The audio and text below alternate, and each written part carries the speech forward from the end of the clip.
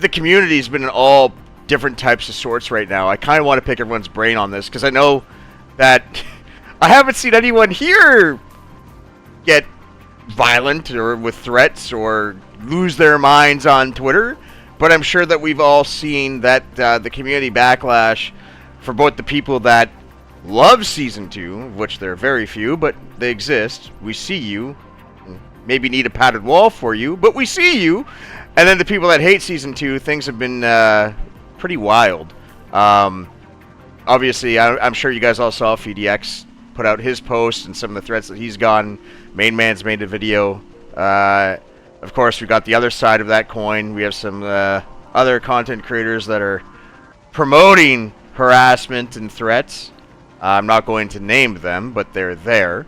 What do you guys think about the community turning on itself in all of this? I think it was always bound to happen, to be honest with you. I do feel like a lot of the content creators are very divisive in what they say, and they try to form opinion very, whether they mean to or not. I feel like they're very manipulative in how they get their community to view the game. And because of that, once there's a clashing of ideas, those communities start fighting with each other, and by way of that, are starting to go after the creators now. At the end of the day, it's not that deep. It's a video game.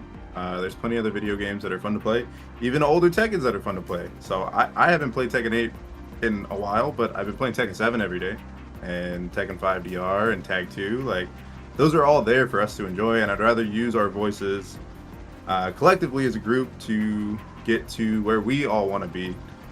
There's a middle ground that exists somewhere. Like, everyone talks about Tekken 5 DR being like one of the greatest Tekkens ever.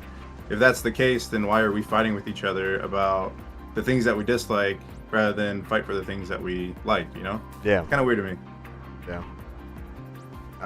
Yeah, I mean, these sort of ideological divides have always been in the community, but usually it's over smaller things, like characters. I'm sure plenty among us have said things about certain character mains, without naming any certain characters. Kunimitsu did nothing wrong! I didn't say anything. Right, certain characters have definitely had their mains dragged through the mud for one reason or another. And this is sort of an extant form of that, where it's more than just the character. Now it's just the entire game. Yeah.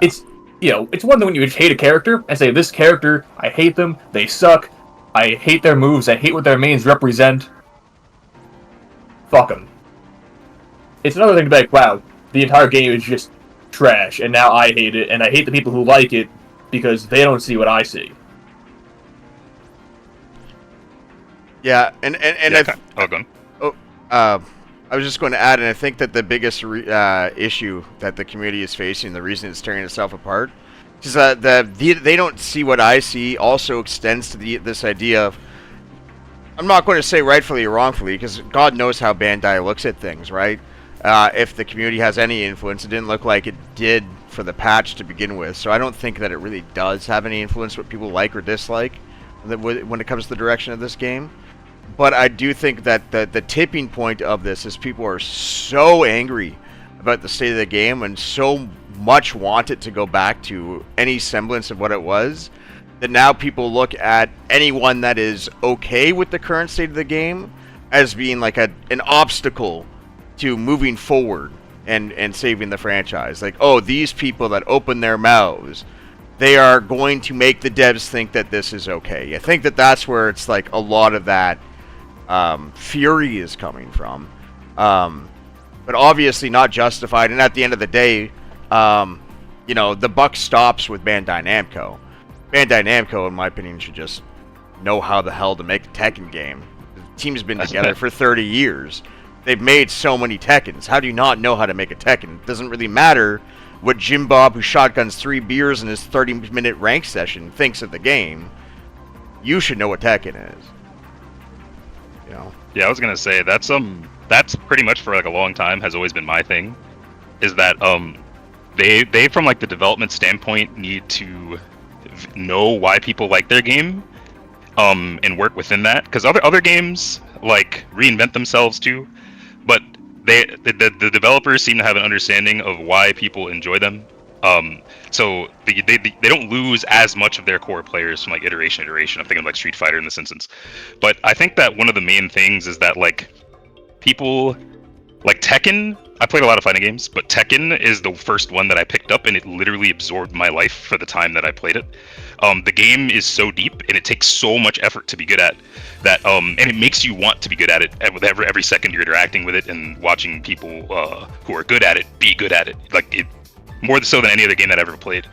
And I only started the game toward the end of Tekken 7, and I felt pretty wounded with like what happened with Season 2. So I truly can't imagine how someone who's been playing the game for multiple decades feels. And I'd imagine it takes a great deal of maturity and like self-awareness to stifle that anger and like put it in the bin and you know, not yell at someone. Obviously that stuff is not okay, but like, Yeah. I don't know, like if there was a community in fighting games that was gonna go ballistic because their game got swept out from under them, it's a Tekken community for sure. Oh, yeah, 100% for the reason that you said too, which is just this is a legacy game, right?